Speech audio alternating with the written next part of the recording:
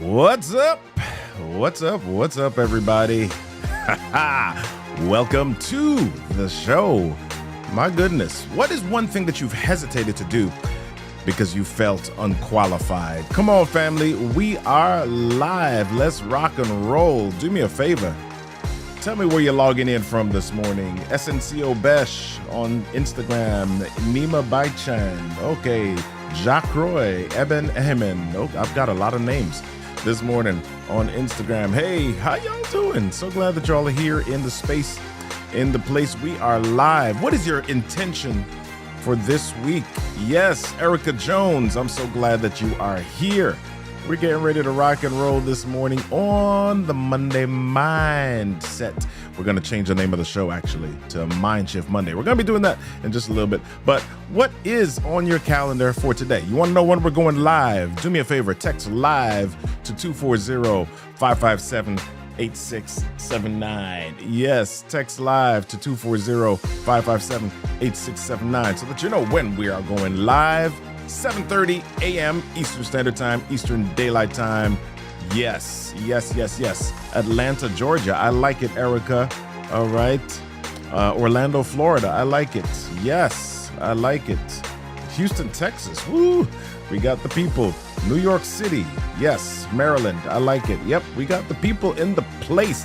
Do me a favor. After the show, after the live stream, we go into the Zoom room for the Mind Shift Monday Level Up. So if you want to get there with us, then hop on over to mindshiftmonday.com/Zoom. At 8 a.m., we head in right after this show to do the Mind Shift Monday Level Up, where you and other business owners can come on, chat, hang out for a bit with us. Yeah, to join us, go to mindshiftmonday.com/Zoom. We're going to get started right here, right now. Do me a favor.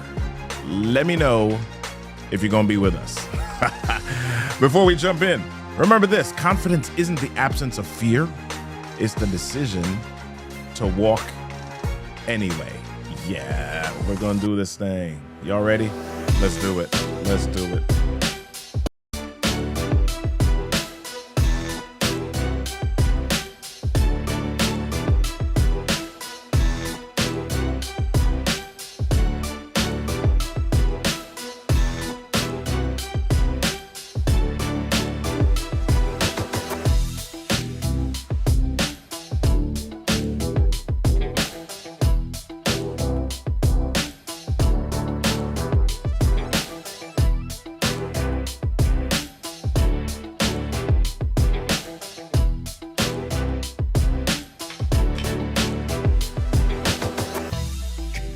What's up, people? Welcome to the Mind Shift Monday. Yeah, we're rebranding it. We're renaming it. We're going to get there in just a little bit. But do me a favor. Before we jump on into the show, share the show with a friend. If you feel like there is somebody who needs to hear what we got going on here on Monday morning, make sure that you share the show with them.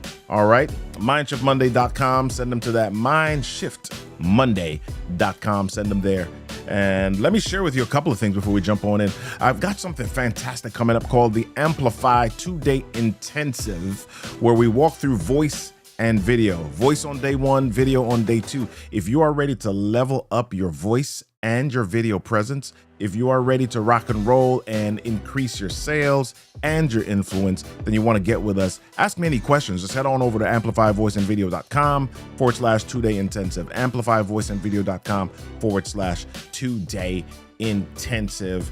And don't forget, after the show today, join me for Mindshift Monday Level Up. Head on over to mindshiftmonday.com/Zoom. All right. Head on over to mindshiftmonday.com/Zoom. Remember this, you don't need permission to walk in purpose. Confidence is a choice before a feeling. Confidence is a choice before a feeling. Yeah, I'm loving it. All right, listen, I am so excited. I mean, we've been talking about confidence. We've been talking about mindset for quite some time. Last week, we talked about mindset. We talked about where your brain has got to be. We talked about where your thoughts have got to be. And this is not a one-time thing. It's not a switch that you flip on and off. It's not something that just you just jump into and it immediately changes.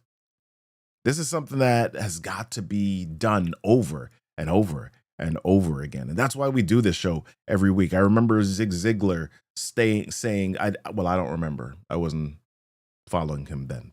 All right. But back in the day, Zig Ziglar had this statement where he said, motivation is like a bath. We recommend it daily. Right. And that's one of the reasons why we do this show. I am Z Word. So glad that you're here on Instagram. So let's start the show. So some years ago, I received an email saying that I had been nominated for a top 30 list of communication speakers. All right. See Marie B. Hey, how you doing? Nathalie Gregg, glad you're here. I got this email saying that I was nominated for a top 30 list of communication speakers. And when I looked at the list of people who were on the list, I didn't feel qualified to be among them. Yeah.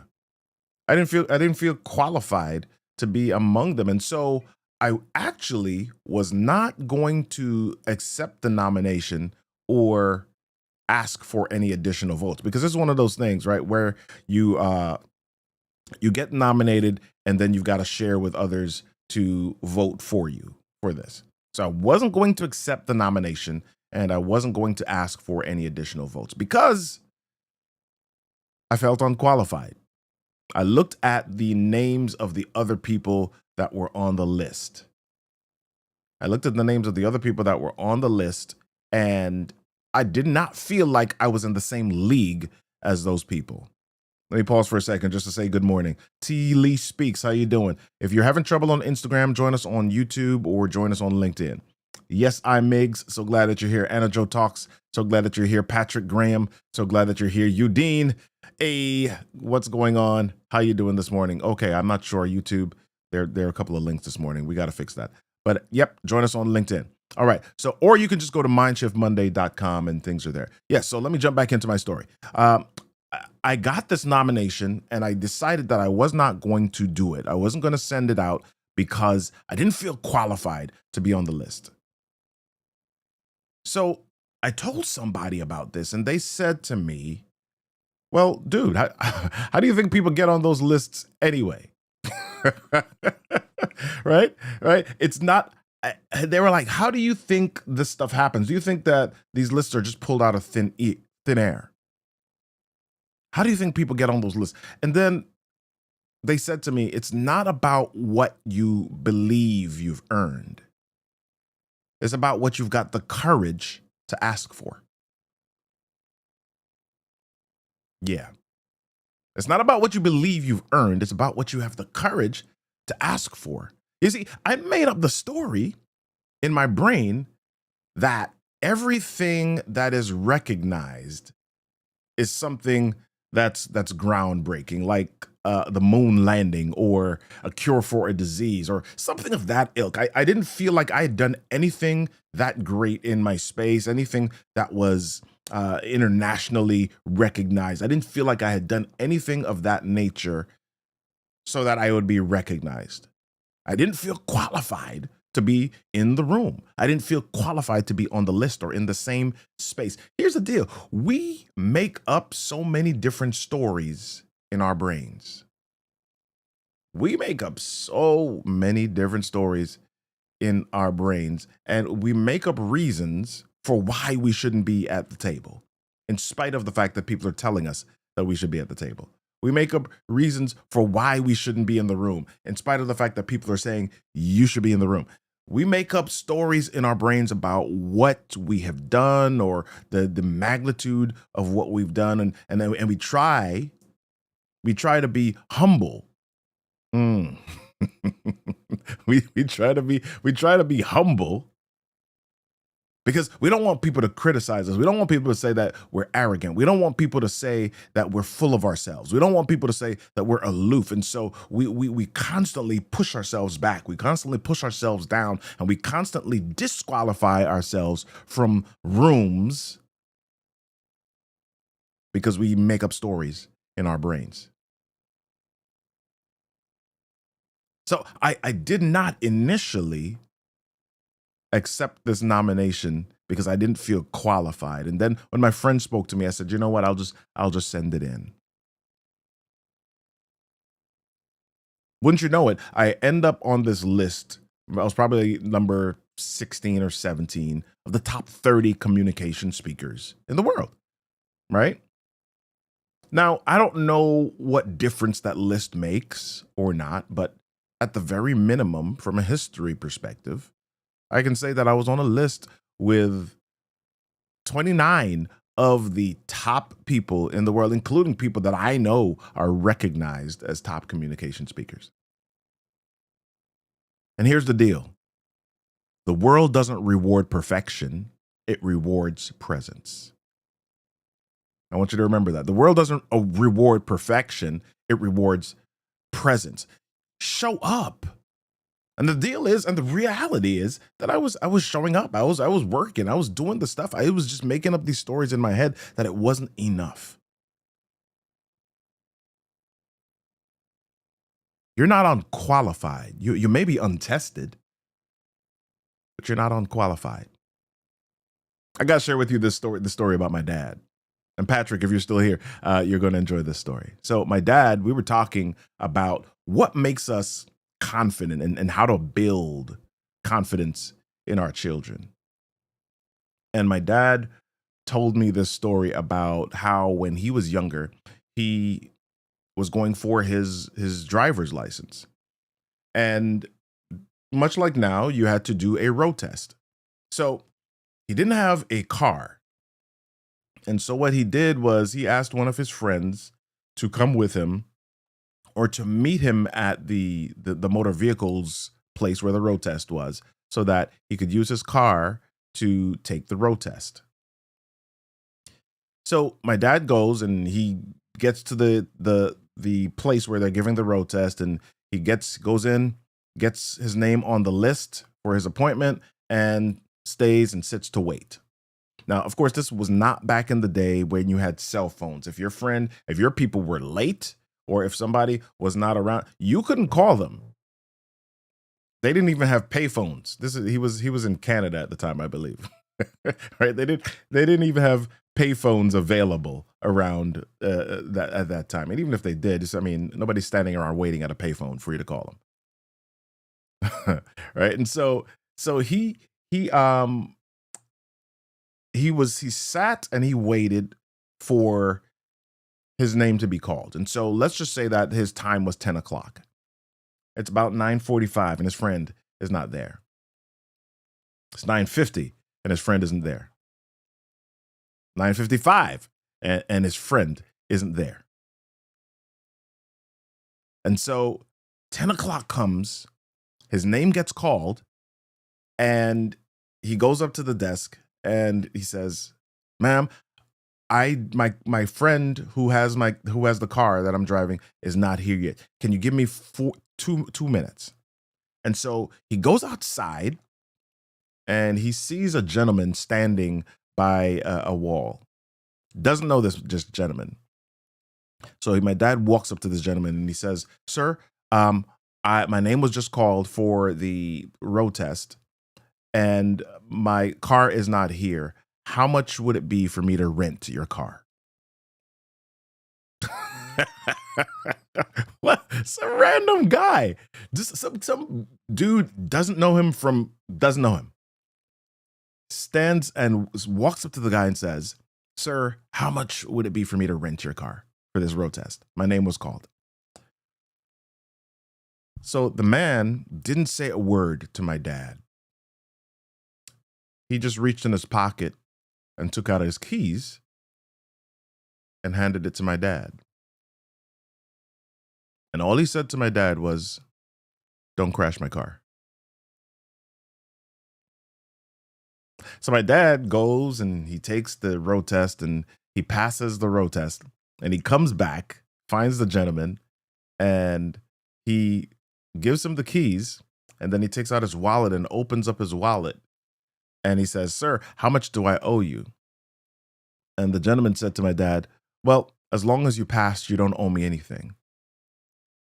My dad shakes his hand and says, "I thank you so much, sir." And he walks away. And he said to me, "I'm so glad he didn't say anything because I only had $1 in my pocket in my wallet." Right?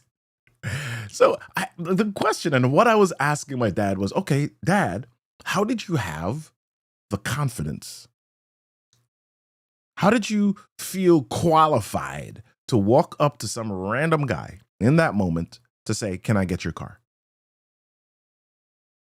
And he said, because I was desperate at the time. I knew that I needed to pass that test. If I didn't pass my road test, I wouldn't have been able to work. I needed to get money. I was in college at the time, and I needed to have the money to work. And if I had already bought a vehicle. I bought an old beater car. I couldn't drive my car to do my work if I didn't have the courage to do that.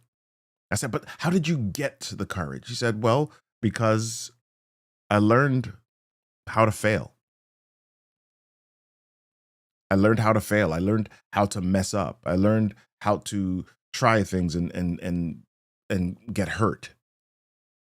And he said, one of the reasons that we don't build confidence in kids is because we don't allow them, or we don't want to allow them to fail or to get hurt. You see, we run away from failure, or we run away from hurt, we run away from pain in our lives. We try to avoid it. The truth is, that pain, that hurt, that failure is part of the journey to building confidence. It's part of the journey to building qualification. You see, confidence isn't born, it's built. Confidence doesn't wait for credentials. Confidence doesn't wait for you to have a title. Confidence is built with choice, and it's built with action.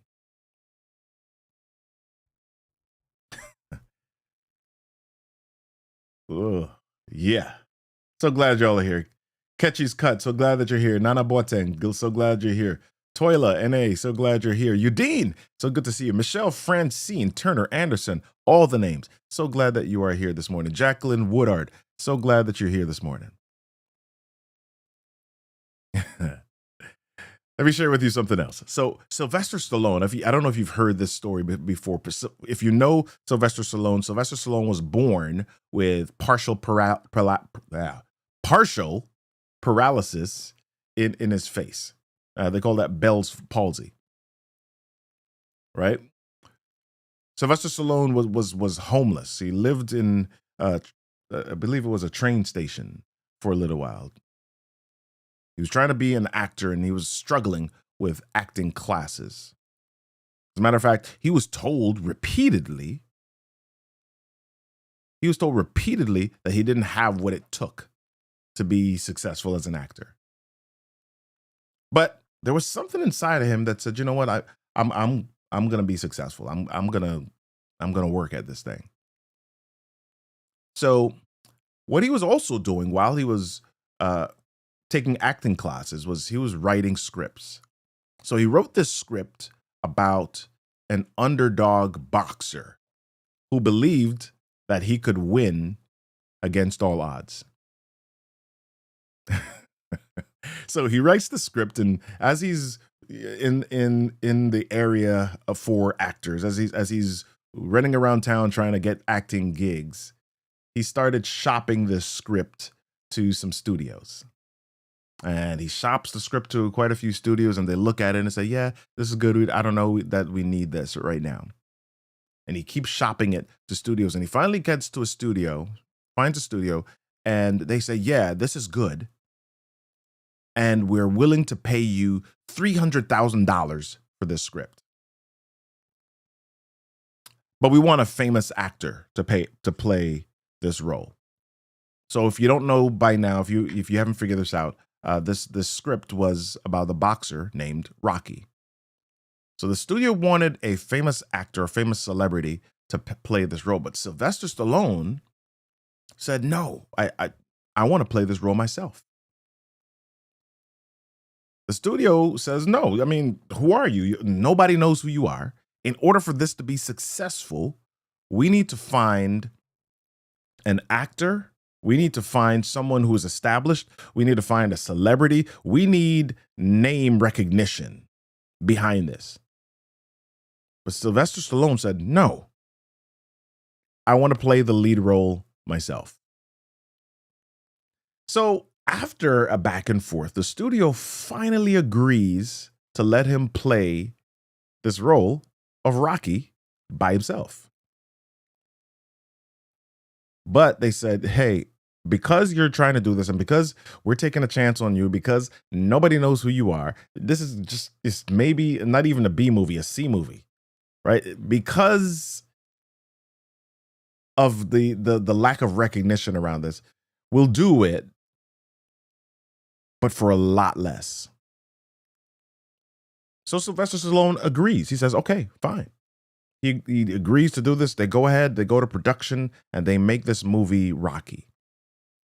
And the movie becomes a massive hit. 3 Oscars. Okay, this movie was made in the 80s. The fact that we're in the 2020s at this point, and there still have been recent movies, and most people know the movie Rocky, the Rocky 1, Rocky 2, Rocky 3, Rocky 6, whatever, ever many Rockies there have been.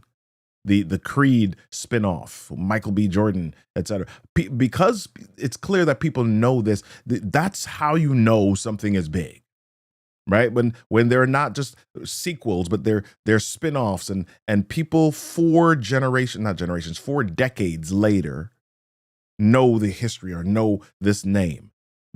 Most people know the name Rocky. So this movie made 3 Oscars, and Sylvester Stallone didn't shy away from wanting to take the lead, right? Because everybody looked at him and they said, you're unqualified.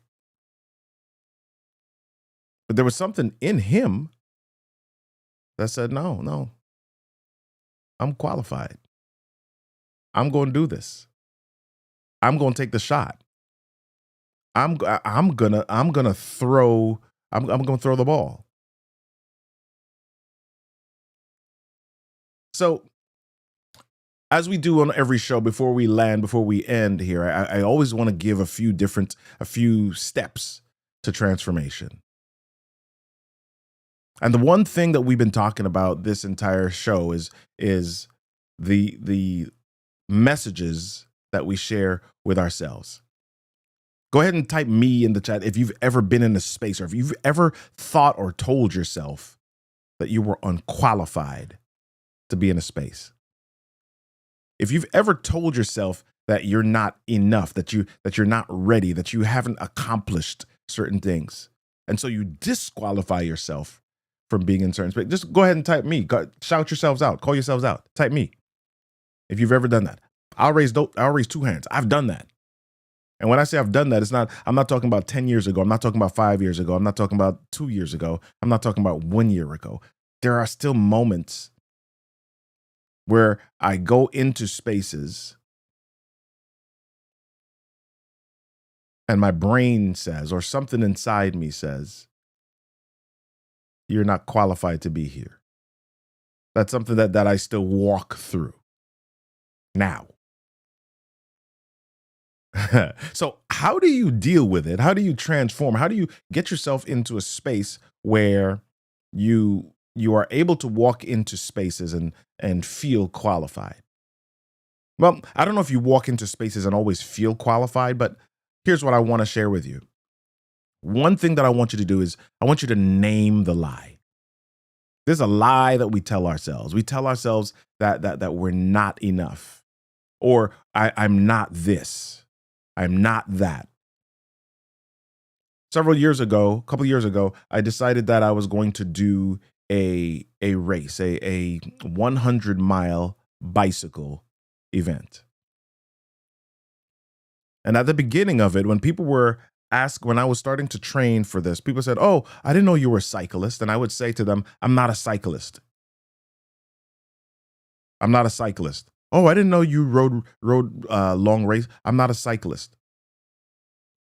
But here's what I was doing. I was reinforcing something negative inside of my brain. I was telling myself I'm not. And the more that you tell yourself you're not is the more likely that you won't. So instead of telling yourself that you're not something, I'm not enough, even if you have not reached the level of qualification that you want, what is the flip or what is the add-on that would make the sentence true for you? So instead of saying to people, I switched the words around, I switched the statement around. Instead of saying I'm not a cyclist, I started to say I'm a cyclist in training. I'm a cyclist in training. You see, it's not that you're not qualified. It's that you may be not at the level yet where you have that recognition. The flip of that is I'm not unqualified, I'm just untested. So it's not that I'm not a cyclist, it's that I'm a cyclist in training. Right? So name the lie that you tell yourself. Number 2 thing that I want you to do, and we're running out of time here. Number 2 thing that you want to do is you want to borrow belief. Identify someone who believes in you and anchor your actions in their belief until yours catches up. I'm doing this because Robert believes I can. I'm doing this because Jacqueline believes I can. I'm doing this because C. Marie and Udine and Erica believes that I can. Anchor yourself. Identify, find somebody who believes in you, and then anchor your actions in there. Do it for them until your belief catches up. The 3rd thing, repetition is reputation. Repetition is reputation. Do one bold thing every day that scares you just a little bit. Keep the streak going. Do something. The more that you do something, the more you become known for that thing. The more that I cycled, the more that people say, oh, you're a cyclist. So soon it went from I'm a cyclist in training to I'm a cyclist because I repeated enough until that became the reputation. Repetition is reputation.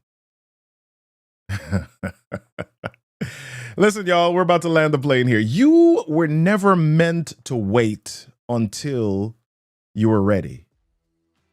You were meant to grow along the way. Right? We wait until we are ready. We hold ourselves back. We say we're unqualified because we're trying to wait until we are ready. But you weren't meant to wait until you were ready. You were meant to grow on the way. Hey, before we launch you into a powerful Monday, I want to share 3 items. Number 1, join us on the community. Go to mindshiftmonday.com and click the community button there. Number 2, make sure that you join us for the Amplify Voice and Video 2-day intensive. You want to learn a little bit more about that, go to amplifyvoiceandvideo.com/2-day intensive. I want to have you join us there August 27th to 28th in Washington, D.C. And then right after this, I want you to join us for the Mindshift Monday Level Up. Come on and hang out with us in Zoom. Let's chat in face-to-face, voice-to-voice. Let's connect with each other right now in just about 60 seconds or so. Mindshiftmonday.com/Zoom. Join us for just a little bit, however long you can join us. All right. How can you turn your day from a reaction into a creation? Yeah, listen, same letters, change the name, change the letters, change the word, turn your day from reaction into creation. Russ Harris, in his book, The Confidence Gap, says it like this. He says, the world is full of people who are trying to purchase self-confidence or manufacture it or posture it, but you can't fake confidence. You got to earn it. You got to do the work. An RK3ism, Robert Kennedy III. I say confidence is repetition with the expectation of success. So instead of dwelling on the feeling of being unqualified, continue to do the work and show up in the places that make you qualified. If you want to know when we're live, text live to 240-557-8679. Don't forget to join the show next week. And don't forget to share the show and join me next week, Monday, for the next Monday Mindset Movement. Until next time, my friends, change your thoughts, change your world, change your story. I'll see you soon.